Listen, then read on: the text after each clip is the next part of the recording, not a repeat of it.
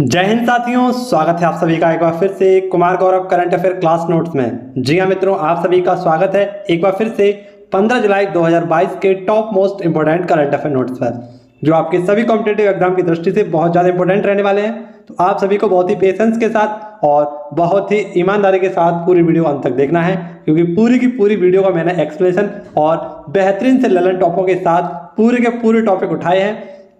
तो current affair के साथ साथ आपके स्टैटिक जीके बहुत ज़्यादा मैं कराने वाला हूं, आपको बताने वाला हूं, तो कहीं ना कहीं उनसे आपके क्वेश्चन फंसने वाले हैं। तो आप सभी को आज की वीडियो अंत तक देखनी है। आज मैं आपके लिए दो टॉपिक लेकर आया हूं और पूरे दो टॉपिक में आपको आज फिनिश कराने वाला हूं, ठीक है। इसी के साथ साथ बहुत सारे स्टैटिक जीके के क्वेश्चन रहेंगे, कुछ साइंस के भी क्वेश्चन रहेंगे और कुछ हमारे डिफेंस संबंधित क्वेश्चन रहेंगे। इसी के साथ साथ आज हमारे उपग्रह से संबंधित कुछ बेहतरीन से क्वेश्चन रहेंगे, जो सीक्वेंस वाइज में आपको आज कराने वाला हूं। तो केवल और केवल आपको पूरी वीडियो को अंत तक देखना है और कमेंट बॉक्स में आज बढ़िया से कमेंट छोड़ना है आप सभी को, ठीक है मित्रों, क्योंकि आप सभी को पता है कि वीडियो पर कॉपीराइट के कारण वीडियो ब्लॉक हो रही है, ठीक है। तो आप सभी को केवल और केवल अच्छे कमेंट करने हैं, जिससे कि आप इन क्लासों को रेगुलर रूप से देख सकें और बढ़िया तरीके से अपनी तैयारी को मजबूत कर सकें।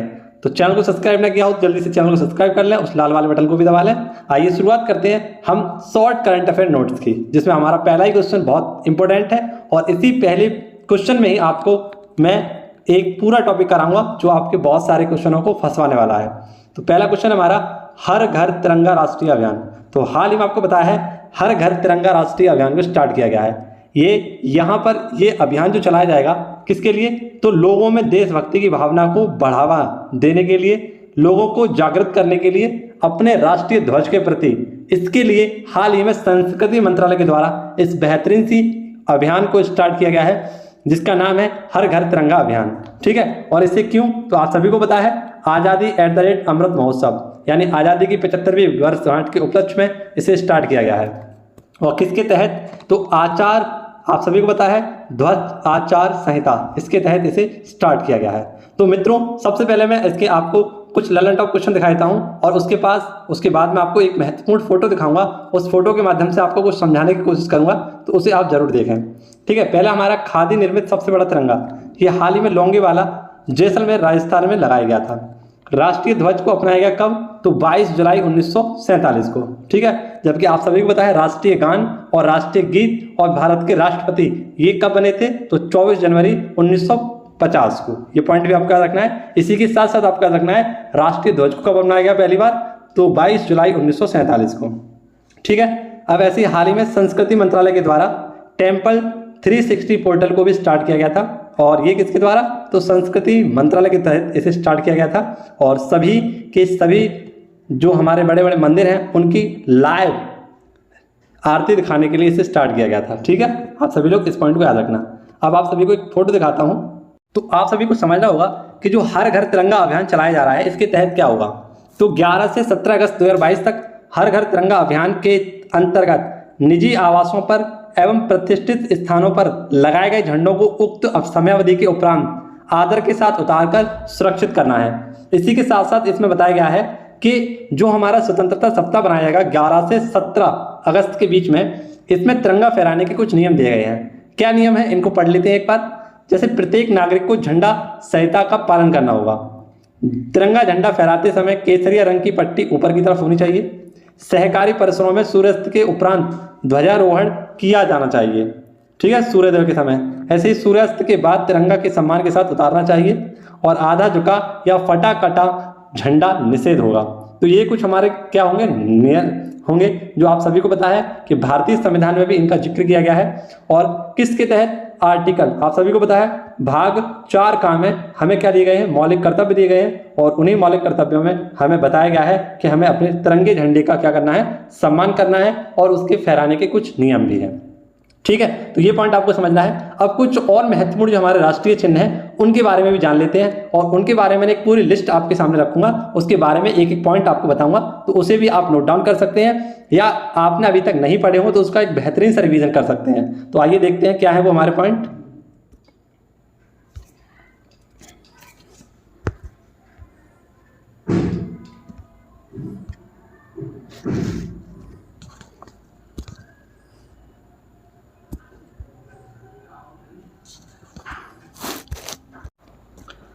तो ये हैं वो हमारे पॉइंट जो आपको क्लियर करने हैं। क्या क्या है देखिए मित्रों, सबसे पहले आपको याद रखना है, तो देखिए सबसे पहले आपको याद रखना है क्या, भारत का राष्ट्रीय ध्वज तिरंगा है जिसकी लंबाई तथा चौड़ाई का अनुपात 3:2 होता है। कितना मित्रों? 3:2। ठीक है, ये पॉइंट आप याद रखेंगे। इसी के साथ साथ आपको याद रखना है तिरंगा के बीच में एक चक्र जिसका रंग कैसा होगा? नीला, तथा जिसमें 24 तीलियां होंगी। राष्ट्रीय ध्वज के निर्माता कौन थे? पिगली वेंकैया। ध्वज का स्वरूप संविधान निर्मित सभा द्वारा 22 जुलाई 1947 को अपनाया गया था। आम लोगों को इसे ससम्मान फहराने की अनुमति 26 जनवरी 2002 को दी गई थी। ये पॉइंट काफी इंपॉर्टेंट है कि सभी आम नागरिकों को झंडा फहराने की अनुमति कब दी गई थी? 26 जनवरी 2002 को। इसी के साथ साथ आपको याद रखना है कि भारत के झंडा गीत विजय विश्व तिरंगा प्यारा की रचना किसने की थी? श्यामलाल गुप्ता पार्षद ने। इसी के साथ साथ शक संवत पर आधारित भारत के राष्ट्रीय कैलेंडर को 22 मार्च 1947 को अपनाया गया था। ये हमारा दूसरा पॉइंट रहेगा, यानी दूसरा हमारा राष्ट्रीय चिन्ह रहेगा जो शक संवत है, इसे कब अपनाया गया था? तो 22 मार्च 1957 को। ऐसे ही राष्ट्रीय कैलेंडर का प्रथम माह क्या होता है? चैत्र, और अंतिम माह कौन सा होता है? फाल्गुन। भारत का राष्ट्रीय चिन्ह अशोक चक्र है जो सारनाथ स्थित सिंह स्तंभ से लिया गया है। ठीक है, ऐसी भारत सरकार ने राष्ट्रीय चिन्ह को 26 जनवरी 1950 को अपनाया था। इसी के साथ साथ आपको याद रखना है कि राष्ट्रीय चिन्ह देवनागरी लिपि में लिखा है, जो क्या लिखा है? सत्यमेव जयते। और कहां से लिया गया है इसे? तो मुंडकोपनिषद से इसे लिया गया है। राष्ट्रीय चिन्ह के मूल रूप से 4 सिंह हैं, जो आपको बताया हाल ही में हमारी जो नई संसद बन रही है उसके ऊपर भी राष्ट्रीय चिन्ह को लगाया गया है। ठीक है ना? आप सभी लोग इस बात को याद रखना, जिस पर कैसे 4 सिंह बने हुए हैं। राष्ट्रीय रविन्द्रनाथ टैगोर के द्वारा रचित जनगण मन को कब? मैंने बताया आपको 24 जनवरी 1950 को अपनाया गया था। ठीक, राष्ट्रीय गान को सर्वप्रथम 27 दिसंबर 1911 को गाया गया था कांग्रेस के कलकत्ता अधिवेशन में, और इसकी अध्यक्षता कौन कर रहे थे? पंडित बिशन नारायण दत्त। ठीक है, ये पॉइंट याद रखना है। इसी के साथ साथ आपको याद रखना है कि राष्ट्रीय गान रविन्द्रनाथ टैगोर ने सर्वप्रथम जनवरी 2012 में तत्वबोधिनी पत्रिका में भारत भाग्य विधाता शीर्षक से प्रकाशित किया था, और 1919 में मॉर्निंग सॉन्ग ऑफ इंडिया इसके नाम से इसका अंग्रेजी अनुवाद भी किया गया था। राष्ट्रीय गान को गाने की अवधि कितनी है? तो 52 सेकंड है। ठीक है, इसी प्रकार से एक और पॉइंट आपको रखना है कि बांग्ला साहित्यकार, प्रसिद्ध साहित्यकार हैं बंकिम चंद्र चटर्जी, इनके द्वारा वंदे मातरम को रचित किया गया था, और संविधान सभा के द्वारा 24 जनवरी 1950 को इसे भी राष्ट्रीय गीत को क्या किया गया था? स्वीकार किया गया था। राष्ट्रीय गीत को प्रथम बार कब गाया गया था? तो आप सभी को याद होना चाहिए, इसे 1896 में कलकत्ता अधिवेशन, जिसकी अध्यक्षता कौन कर रहे थे? डॉक्टर रहमतुल्लाह सयानी।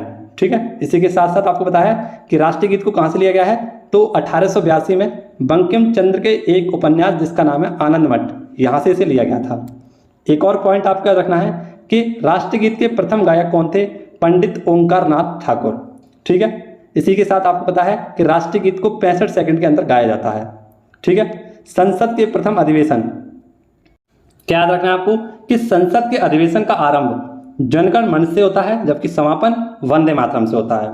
राष्ट्रीय पुष्प कौन सा है हमारा? कमल है। ठीक है, ये पॉइंट आपको याद रखना है, और इसको निलंबो न्यू फेरा गार्डन भी कहते हैं। राष्ट्रीय मोर क्या है हमारा? राष्ट्रीय पक्षी क्या है? मोर, और इसे पावक क्रिस्टस के नाम से जानते हैं। राष्ट्रीय पशु हमारा कौन सा है? तो बाघ है, और इसे हम पैंथरा टाइग्रिस लिनियाज के नाम से जानते हैं। राष्ट्रीय फल कौन सा है? आम है, और इसे मैगीफेरा इंडिका के नाम से जानते हैं। राष्ट्रीय वृक्ष बरगद है, और इसे फाइकस बैधालेसिस के नाम से जानते हैं। और राष्ट्रीय जलीय जीव कौन सा है हमारा? तो ये है डॉल्फिन। तो मैंने आप सभी को ये सारे के सारे पॉइंट जो अभी रिवाइज कराए हैं, इनसे आपके कहीं ना कहीं एक क्वेश्चन बन सकता है, 2 क्वेश्चन बन सकते हैं, तो आप इसको पूरा अवश्य देखना। ठीक है, हालांकि आप सभी को पता है मैं इतने सारे पॉइंट आपको इसलिए करा रहा हूँ क्योंकि छोटी सी वीडियो में आपका बहुत ज़्यादा रिवीजन हो सके और आपके कहीं ना कहीं इनसे क्वेश्चन बने तो गलत ना हो। ठीक है, तो आगे भी जैसे हमारा 15 अगस्त हमारी बहुत नज़दीक है, तो 1-2 बार इसका और बेहतरीन सा रिवीजन लगवाऊंगा तो आपको ये पूरा याद हो जाएगा। तो ग्रुप डी में ऐसे क्वेश्चन आपसे पूछे जा सकते हैं, तो इन सभी को मद्देनजर रखते हुए आज मैंने आपको ये कराया। क्वेश्चन नंबर 2 को देखते हैं, और क्वेश्चन नंबर 2 में आपके सामने कौन सा राज्य नई शिक्षा नीति 2020 लागू करने वाला पहला राज्य बना है। तो आप सभी को यहाँ पर एक पॉइंट याद रखना होगा, छोटी सी बात याद रखनी होगी कि अगर आपसे पूछा जाए कि नई शिक्षा नीति को लागू करने वाला पहला राज्य कौन सा था, तो वह तो था हमारा कर्नाटक। कौन सा मित्रों? कर्नाटक राज्य, इसने सबसे पहले शिक्षा नीति को पारित किया था, लागू किया था। जबकि अगर आपसे पूछे कि नई शिक्षा नीति लागू करने वाला पहला राज्य जिसने किस लेवल पर, तो प्री प्राइमरी लेवल पर यानी आंगनबाड़ी लेवल पर और जो छोटे छोटे बच्चे होते हैं उनके लेवल से नई शिक्षा नीति को लागू किया है वो कौन सा राज्य है? तो ये हमारा है उत्तराखंड। यहाँ के मुख्यमंत्री कौन है? पुष्कर धामी। आप सभी को याद होना चाहिए। जो नई शिक्षा नीति थी हमारी कितने सालों बाद? 34 सालों बाद आई है। इससे पहले कब आई थी? 1886 में, माफ करना 1986 में, और उससे पहले आई थी 1968 में। अभी आई है हमारी 2020 में, तो ये 34 वर्ष बाद आई है। और किस समिति की सिफारिश पर आई है? तो कस्तूरी रंगन समिति पर। और इस बार नई शिक्षा नीति का फॉर्मूला आप सभी लोग जानते हैं, 5+3+4 है। ठीक है, आप सभी को ये पॉइंट याद रखना है। अब मैं आपके लिए एक और टॉपिक आज लेकर आया हूँ जिसमें सभी शिक्षा संबंधित जितने भी हमारे सवाल हैं उस सारे मैं आपको आज कंप्लीट कराऊंगा। उससे पहले कुछ करंट अफेयर के क्वेश्चन भी देख लेते हैं। जैसे सीबीएसई की हाल ही में नई अध्यक्ष बनाई गई थी निधि छप्पर। एनसीईआरटी के नए हेड बनाए गए थे दिनेश कुमार सकलानी। जेएनयू की पहली महिला अध्यक्ष बनाई गई थी या कुलपति बनाई गई थी, ये थी शांति श्री धूलीपड़ी। ऐसे ही आपको याद रखना है कि जम्मू कश्मीर जो यूनिवर्सिटी है इसकी भी हाल ही में नई कुलपति बनाई गई थी और ये थी नीलोफर खान। यूजीसी कौन है हमारे? जगदीश कुमार। और शिक्षा मंत्री का नाम आप सभी लोग जानते ही होंगे, परिचित होंगे, धर्मेंद्र प्रधान। ऐसे ही आपको यहाँ पर एक और क्वेश्चन याद रखना है कि फोर्ट विलियम कॉलेज ये कहाँ पर हमारा? कलकत्ता में, और इसकी स्थापना कब हुई थी? सन 1800 में। ठीक है, तो ये पॉइंट याद रखिए। अब आपको कुछ और क्वेश्चन कराता हूँ, इनको आप नोट डाउन करिएगा। देखिए मित्रों, भारत में शिक्षा का विकास, इस पर भी हम कुछ महत्वपूर्ण प्रश्नों पर चर्चा करेंगे। ठीक है, आपको इससे मैं पूरा पढ़ाऊंगा और इस वाले टॉपिक को आपको खुद अपने आप पढ़ना है। ठीक है, इसका इस टॉपिक के बाद होने के बाद, तो इससे आपको ये भी तैयार होगा, ये भी तैयार होगा। तो पहले मैं बात करूंगा देश के प्रथम शिक्षा मंत्री कौन थे? मौलाना अबुल कलाम आजाद। इनके द्वारा आप सभी को पता है 1923 में दिल्ली में जो अधिवेशन हुआ था उसकी भी अध्यक्षता की थी और कांग्रेस के सबसे युवा अध्यक्ष थे ये। ठीक है, कांग्रेस अधिवेशन के सबसे युवा अध्यक्ष थे। भारत में प्रथम राष्ट्रीय शिक्षा नीति कब आई थी? 1968 में। ये पॉइंट मैंने आपको बताया था अभी। 1968, 1986 और 2020, 1920, माफ करना 2020। भारत में अंग्रेजी शिक्षा का मैग्ना कार्टा किसे कहते हैं? तो चार्ल्स वुड डिस्पैच को कहा जाता है, जिसे 1854 में जारी किया गया था। भारत में अंग्रेजी शिक्षा का सूत्रपात लॉर्ड मैकाले को जाता है। किसको? लॉर्ड मैकाले को। ऐसे ही आपको याद रखना है कि शिक्षा का माध्यम अंग्रेजी बनाने हेतु मैकाले का विवरण पत्र 1835 था। शिक्षा में सुधार के लिए अंग्रेजी सरकार ने हंटर आयोग का गठन 1882 में किया था तथा सैंडर आयोग का गठन 1917 में किया था। मुक्त विश्वविद्यालय सर्वप्रथम इंग्लैंड में खोला गया था। कब खोला गया था? इंग्लैंड में। देश का पहला प्रथम मुक्त विश्वविद्यालय डॉक्टर B.R. अम्बेडकर मुक्त केंद्रीय विद्यालय था। ठीक है, विश्वविद्यालय था जिसकी स्थापना कब की गई थी? तो 26 अगस्त 1982 को। ऐसे आपको याद रखना है इंदिरा गांधी मुक्त विश्वविद्यालय इग्नू, इसे हम नई मुंबई में है, ये माफ करना नई दिल्ली में है, और इसकी स्थापना कब? 1985 में की गई थी। विश्वविद्यालय अनुदान आयोग जो मैंने अभी आपको बताए थे, विश्वविद्यालय अनुदान आयोग के अध्यक्ष कौन थे? तो दिनेश कुमार जी, है ना। तो इसी जो नए बने हैं इसकी स्थापना कब हुई थी? 1956 में। आपको याद रखना है कि राष्ट्रीय, क्या मित्रों? राष्ट्रीय शैक्षिक अनुसंधान और प्रशिक्षण परिषद, इसे हम NCERT के नाम से जानते हैं, इसकी स्थापना कब हुई थी? 1961 में। और इसके नए हेड कौन बने हैं? दिनेश कुमार सकलानी। राष्ट्रीय साक्षरता मिशन की शुरुआत 1988 में हुई थी। ठीक है, ऐसे ही आपको याद रखना है कि भारतीय शिक्षा को प्रथम क्या फॉर्मूला था कोठारी आयोग के तहत? तो ये फॉर्मूला था 10+2+3 का। ठीक है, कोठारी आयोग के तहत। जो अभी आया है वो क्या है हमारा? 5+3+3+4। ठीक, ऑपरेशन ब्लैक बोर्ड नामक कार्यक्रम कब चलाया गया था? 1987-1988 में। केंद्रीय अंग्रेजी एवं विदेशी भाषा संस्थान ये कहाँ पर है? तो हैदराबाद में। ठीक है, विद्या भारती विश्वविद्यालय की स्थापना रविन्द्रनाथ टैगोर ने की थी। भारतीय विश्वविद्यालय आयोग का गठन कब हुआ था? 1902 में। आजादी विश्वविद्यालय आयोग का गठन कब हुआ था? 1902 में। भारतीय विश्वविद्यालय आयोग का गठन कब हुआ था? 1902 में। इसी के साथ आपको याद रखना, आज़ादी के बाद शिक्षा में सुधार के लिए राधा कृष्ण आयोग का गठन किया गया था 1948 में। भारत में सर्वप्रथम IIT खड़गपुर की स्थापना 1951 में की गई थी। ये पॉइंट भी आपको याद रखना है, बहुत इंपॉर्टेंट क्वेश्चन है। भारत में सर्वप्रथम इंजीनियरिंग कॉलेज रुड़की की स्थापना 1847 में की गई थी। और आप सभी को पता है फोर्ट विलियम कॉलेज की स्थापना सन 1800 में, और ये कहाँ पर है? कोलकाता में। बहुत इंपॉर्टेंट क्वेश्चन है आपके लिए, जामिया मिलिया इल्मिया इस्लामिया, कौन सी मित्रों? जामिया मिलिया इस्लामिया विश्वविद्यालय की स्थापना 1920 में मोहम्मद अली जौहर के द्वारा की गई थी। और आप सभी को पता है शिक्षा का अधिकार अधिनियम 1 अप्रैल 2010 को लागू हुआ था, जबकि राइट टू एजुकेशन पॉलिसी अगर आपसे पूछा जाए इसका एक्ट कब आया था? 2009 में। लागू कब हो गया? 2010 में। और राष्ट्रीय शिक्षा दिवस कब मनाते हैं? तो इसे बनाते हैं हम 11 नवंबर को, जबकि शिक्षक दिवस कब मनाते हैं तो 4 सितंबर को, ठीक है, माफ करना 5 सितंबर को, ठीक है। अब आपको इधर वाला पोर्शन स्वयं पढ़ना है, नोबेल पुरस्कार वाला, तो ये भी आपका तैयार हो जाएगा। अब यहाँ आपके मैंने पूरे के पूरे 2 टॉपिक तैयार कराए हैं। आशा करता हूँ आपको वीडियो अच्छी लगी होगी। आप वीडियो अगर पूरा अंत तक देखते हैं तो आपके बहुत सारे क्वेश्चन तैयार मैं करा दूंगा, ठीक है। तो इसी प्रकार से अपना प्यार बनाए रखिए। चैनल को सब्सक्राइब नहीं किया हो, चैनल को सब्सक्राइब कीजिए, ठीक है। अगले क्वेश्चन की ओर देखते हैं क्या है हमारा क्वेश्चन। हमारा राष्ट्रीय फैशन प्रौद्योगिकी संस्थान यानी नेशनल, आप सभी को पता है NIFT, इसका उद्घाटन कहाँ पर किया गया है, पंचकुला हरियाणा में, ठीक है। ये हरियाणा का प्रथम होगा और भारत का 17वां होगा, ठीक है। किसके द्वारा इसका उद्घाटन किया गया था, तो कपड़ा मंत्री पीयूष गोयल के द्वारा, जो प्रेजेंट टाइम में हमारे वाणिज्य मंत्रालय के भी मंत्री हैं, ठीक है। GST संग्रहालय आप सभी लोग जानते हैं कहाँ पर है, पणजी गोवा में। खेलो इंडिया यूथ गेम्स ये पंचकुला हरियाणा में हुए थे 4थे नंबर के, और इसमें टॉप किसने किया, हरियाणा ने किया। ई अधिगम योजना ये भी हरियाणा सरकार की है। 10th और 12th के बच्चों को टैबलेट दिया जाएगा और 2 GB डाटा इनके फ्री दिया जाएगा पढ़ने के लिए। ये क्वेश्चन हमारा क्वेश्चन नंबर 3 था, आपको पॉइंट याद रखने हैं। क्वेश्चन नंबर 4 देखते हैं, बहुत इंपॉर्टेंट क्वेश्चन है। बेस्ट एशियन क्वेड क्या है मित्रों, बेस्ट एशियन क्वेड ये एक नया संगठन हमारा जो आप लोग पढ़ रहे होंगे। इसका जो एक्चुअल नेम है क्या है, I2U2, इसी का दूसरा नाम क्या है, बेस्ट एशियन क्वेड। इसकी हाल ही में पहले एक वर्चुअल बैठक की गई है, इसको याद रखना है। और इसमें भारत की तरफ से किसने शामिल हुए हैं, नरेंद्र मोदी जी। यहाँ पर I2 का मतलब है I से 2 देश और U से 2 देश। तो I से 2 देश कौन कौन से, एक तो इंडिया है और इजराइल से है। U से 2 देश कौन से हैं, UAE और USA।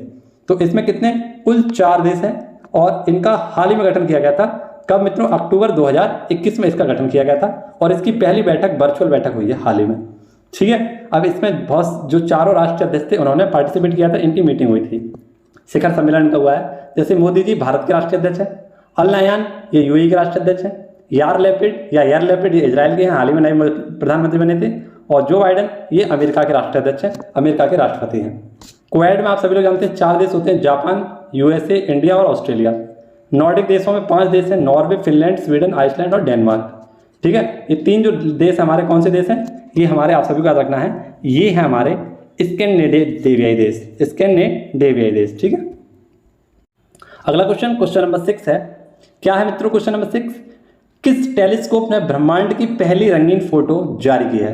तो हाल ही में उस टेलीस्कोप का नाम है जेम्स वेब स्पेस टेलीस्कोप। ये नासा, कनाडा और यूरोपीय स्पेस के द्वारा बनाया गया है, ठीक है। और इस टेलीस्कोप ने हाल ही में पहली रंगीन तस्वीर जारी की है, किसकी, ये ब्रह्मांड की पहली रंगीन तस्वीर इसने जारी की है, ठीक है। ये 20 वर्ष का फ्यूल रखने वाला एक बहुत बड़ा टेलीस्कोप है, ठीक है, जो हाई रेजोल्यूशन पर काम करेगा, ठीक है। इसने बहुत ही रंगीन फोटो जारी की हैं, आप सभी ने देखी होंगी, है ना। आप सभी लोग इन्हें एक बार सर्च करके देखना, जेम्स वेब टेलीस्कोप, तो आपको मिल सकते हैं, ठीक है। ये क्या है, एक टेलीस्कोप है, आप सभी को याद रखना है। अब आप सभी को कुछ प्रमुख ऑपरेशन उपग्रह कराऊंगा, जो हमारे बहुत इंपॉर्टेंट उपग्रह हैं, उन सभी के बारे में बताऊंगा। पूरी लिस्ट बनी हुई है। आप सभी को पता है कि इसरो के हेड कौन है हमारे प्रेजेंट टाइम में, S सोमनाथ, ठीक है। अब आप सभी को उपग्रह की बात करा रहा हूँ, तो उपग्रह की एक बेहतरीन सा रिपोर्ट लगवाता हूँ आपको। जैसे चंद्रयान फर्स्ट ये किसके द्वारा गया था, PSLV C11 के द्वारा। Chandrayaan second GSLV MK3 M1 के द्वारा गया था। मंगलयान PSLV C25 के द्वारा। 104 उपग्रह PSLV C37 के द्वारा। फॉल्कन राइट रॉकेट के द्वारा 143 उपग्रह गए थे, स्पेस एक्स के द्वारा से भेजा गया था। एमेजोनिया सैटेलाइट PSLV C51 के द्वारा गया था, और आप सभी को याद होना चाहिए यहाँ पर 51 का लेना। और PSLV C52 हाल ही में ये 2022 का पहला उपग्रह गया था, कब, 14 फरवरी को। ऐसे ही आपका रखना है निसार, ये किसका है, तो नासा और इसरो ने एक मिलकर प्रोजेक्ट चलाया है, निसार प्रोजेक्ट, जो नासा और इसरो के माध्यम से चलाया गया है।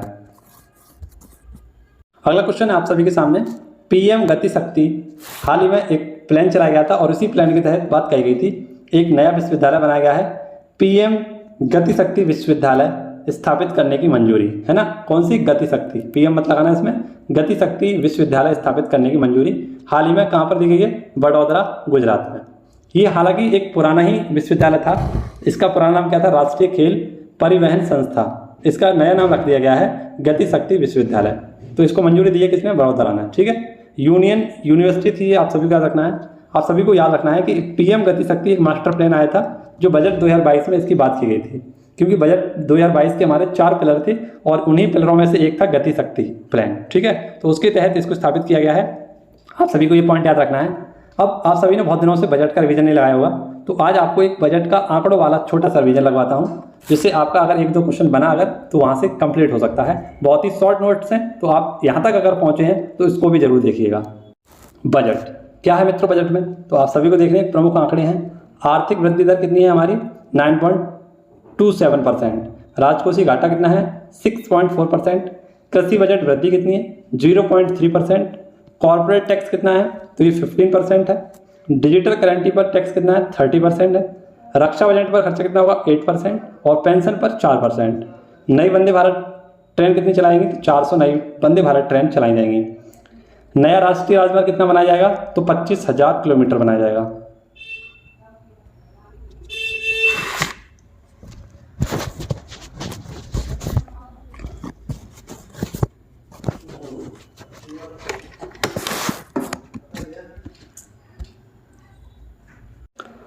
तो नेक्स्ट हम देख रहे हैं one class one TV channel. ये 12 से 200 तक चैनल खोले जाएंगे। कुल घरों तक जल कितना पहुंचा जाएगा? तो 3.5 करोड़ नए घरों तक जल पहुंचा जाएगा और इसके लिए 60,000 करोड़ रुपये आवंटित किए गए हैं। ऐसे आपको याद रखना है। सरकार का पूंजीगत व्यय क्या है? तो ये 39.45 लाख करोड़ रुपये है। पीएम आवास योजना के तहत नए घर कितने बनाएंगे? 80 लाख नए घर बनाए जाएंगे। ऐसे आपको याद रखना है कि नेशनल हेल्थ मिशन पर खर्चा कितना किया जाएगा? तो 37,800 करोड़ रुपये खर्चा किया जाएगा। और टेली मेंटल प्रोग्राम के तहत नए 23 स्वास्थ्य केंद्र खोले जाएंगे। तो ये आज हमारा 2022 का बजट था और इसके कुछ महत्वपूर्ण आंकड़े थे जो मैंने आपको सामने रखे हैं। रैपिड रिवीजन आपको लगवाया है। अगला क्वेश्चन देखते हैं क्या है हमारा। क्वेश्चन नंबर 8 काफ़ी इंपॉर्टेंट क्वेश्चन ये भी रहेगा हमारे लिए। ICC player of the month किस माह का है? जून माह का है। आप सभी को पता है कि सन 2021 में आईसीसी के द्वारा यानी इंडियन क्रिकेट काउंसिल के द्वारा, इंटरनेशनल क्रिकेट काउंसिल के द्वारा एक नया जिसको हम कह सकते हैं, माफ़ करना यहाँ पर थोड़ा मोबाइल दिक्कत कर रहा है, हैंग हो रहा है काफ़ी ज़्यादा, तो इसके लिए मैं माफ़ी चाहूँगा आपसे। 1 मिनट का थोड़ा सा वेट होगा। तो यहाँ पर आप काम करने लगा है, माफ़ करना कभी नहीं कर पा है।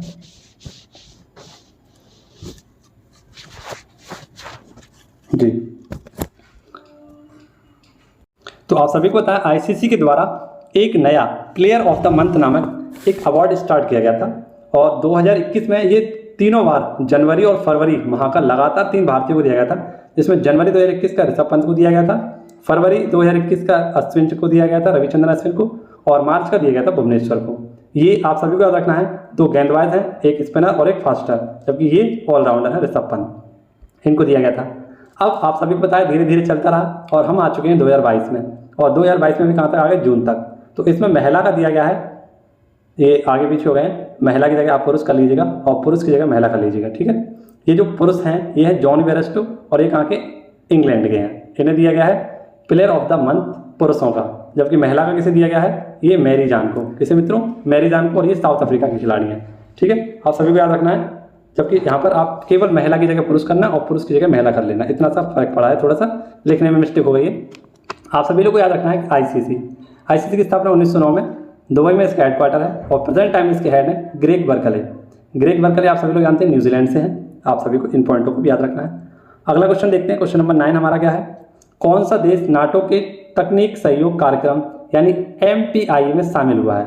तो हाल ही में यूक्रेन देश नाटो की एक संस्था है जो तकनीकी सहयोग कार्यक्रम पर काम करती है। इसके संबंध में यूक्रेन को शामिल किया गया है और इसका उद्देश्य क्या है कि यूक्रेन को या अन्य जो देश इसमें शामिल होंगे उनको रक्षा संबंधित विशेष ज्ञान देने का कार्यक्रम इसके तहत चलाया जाएगा। तो इसमें यूक्रेन शामिल हो चुका है। आपको याद रखना है, ये मत याद रखना कि नाटो इसमें शामिल हो गया है, ठीक है। नाटो नहीं शामिल हुआ है, नाटो में शामिल नहीं हुआ यूक्रेन MPI में शामिल हुआ है। नाटो आप सभी लोग जानते हैं नॉर्थ अटलांटिक ट्रीटी ऑर्गेनाइजेशन है। इसकी स्थापना 4 अप्रैल 1949 को हुई थी और ब्रुसेल्स बेल्जियम में इसका हेडक्वार्टर है और प्रेजेंट टाइम में इसमें 30 देश हैं। आप सभी को पता है कि यूक्रेन की राजधानी क्या है? कीव, ठीक है। और यहाँ के राष्ट्रपति कौन है प्रेजेंट टाइम में? जेलेंस्की। एक कार्गो विमान था जो रूस का ध्वस्त कर दिया था, इसका नाम था मारिया, और ये इसका पूरा नाम हम जानते हैं एंटोनोव 225 के नाम से। मिन्स्क समझौता ये बेलारूस में हुआ था, ठीक है। किसके मध्य? तो रूस और आप सभी को पता है क्रीमिया के मध्य।